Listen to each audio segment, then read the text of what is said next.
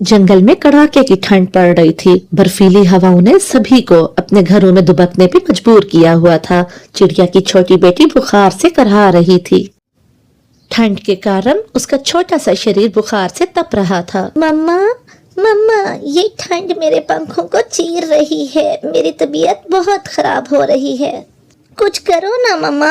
गुड़िया, तेरा बदन तो आग की तरह तप रहा है। हे ऊपर वाले, घर में तो एक दिन का दवाई भी नहीं है, मैं क्या करूं? उसने खिड़की से बाहर झांका। बाहर मौत बन के बर्फ गिर रही थी, लेकिन एक माँ की ममता ने उसे हिम्मत दी। छुटकी मेरी बच्ची, तू हिम्मत ना हारना। चाहे पाताल से लानी पड़े, मैं तेरी दवा लेके ही लौटूंगी। तू रजाई में घुसी रहना। रानो चिड़िया जैसे ही बाहर निकली, बर्फानी तूफान ने उसका स्वागत किया। ए ऊपर वाले, ये कैसी परीक्षा ले रहे हो? मेरे पंख जमे जा रहे हैं, लेकिन अगर मैं रुक गई तो मेरी बच्ची नहीं बचेगी। कालू भैया का घर पास में है, शायद उनके मन में थोड़ी दया हो। इधर कालू और गोरी आग जला के गरम गरम घर में मजे ले रहे होते हैं। मैंने कितना मजबूत घर बनाया है गोरी। बाकी के पक्षी बर्फ में मर रहे हैं और हम यहाँ बैठ के मजे कर रहे हैं। बिल्कुल सही कहा मेरे कालू जी, समझदारी इसी में थी। अब चाहे बाहर ओले गिरें या पत्थर, हमें इससे क्या। इतने में दरवाजे पे धीमी सी दस्तक होती है। अरे इस समय कौन आ गया तंग करने के लिए? ये भी कोई वक्त है आने का? इस तूफानी रात में क्या मरने आई हो रानो? क्या है, क्यों शोर मचा रही हो इधर? मेरी दुनिया उजड़ रही है कालू भैया। मेरी फूल सी बच्ची चुटकी बुखार से तप रही है। मुझे बस रास्ता बता दो कि बुखार की जड़ी बूटी कहाँ मिलेगी। मेरी झोली भर दो कालू भैया, मैं जिंदगी भर आपकी एहसानमंद रहूंगी। अरे छोटी चिड़िया, तो इसमें हम क्या करें? क्या तेरी मुसीबत के लिए हम खुद की जान जोखिम में डालें? जा, भाग जा यहाँ से। हमें नहीं पता कि कहाँ से मिलती है जड़ी बूटी। जाओ, दफा हो जाओ यहाँ से, हमारा समय बर्बाद न करो। वो लाचार रानो के मुंह पे दरवाजा बंद कर देते हैं। रानो का दिल टूट गया, लेकिन रानो ने हिम्मत नहीं हारी। रानो रोती हुई वहां से उड़ के फिर आगे बढ़ी। वो लड़खड़ाते हुए कबूतर के घर के पास जाती है।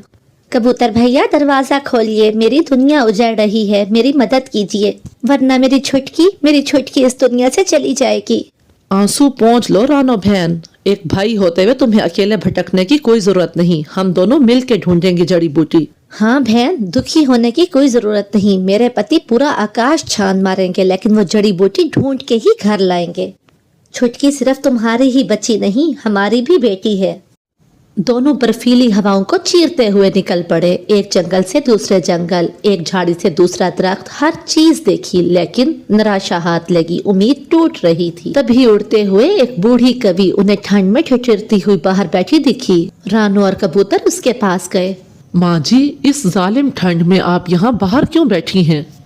माँ जी, हम बहुत मजबूर हैं। मेरी बेटी छुटकी बहुत बीमार है। मैं शिफा की जड़ी बूटी ढूंढने के लिए यहाँ आई हूँ, लेकिन हमें कोई रास्ता नहीं मिल रहा। बेटी, एक माँ का दुख मैं अच्छे से समझ सकती हूँ। यहाँ से आगे बरगद का पेड़ है, उधर नीली कवि रहती है। उसका दिल बहुत बड़ा है, उसके पास से तुम्हें जड़ी बूटी जरूर मिलेगी।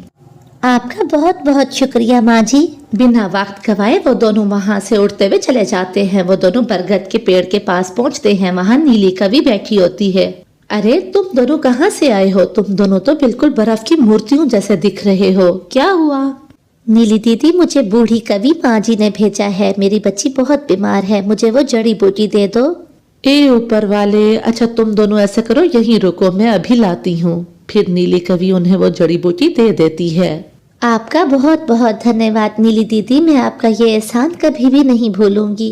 जड़ी बूटी को लेके वो दोनों वापस लौट रहे होते हैं, लेकिन चिड़िया के कदम वहीं कवि के पास ही रुक जाते हैं। जड़ी बूटी मिल गई है माँ जी, आपका बहुत बहुत शुक्रिया, लेकिन आप मेरे साथ चले, मैं आपको यहाँ नहीं छोड़ के जा सकती। क्या ऐसे लोग भी अभी इस दुनिया में हैं? ये क्या कह रही हो बेटी? मेरे अपने बेटे और बहू ने मुझे बहुत समझ के घर से निकाल दिया, और तुम मुझे अपने घर ले जाने का कह रही हो? रिश्ते सिर्फ खून के नहीं होते माँ जी, दिलों के और एहसास के भी बहुत रिश्ते होते हैं। आपने मेरी बच्ची की जान बचाई है, आज से आप मेरी माँ जी हैं। आप मेरे साथ ही मेरे घर पे रहेंगी। हाँ माँ जी, रानो वैसे भी घर में अकेली होती है, उसको आपकी जरूरत है। बस फिर क्या था, रानो चिड़िया उस बूढ़ी कवि माँ जी को लेके अपने घर चली जाती है।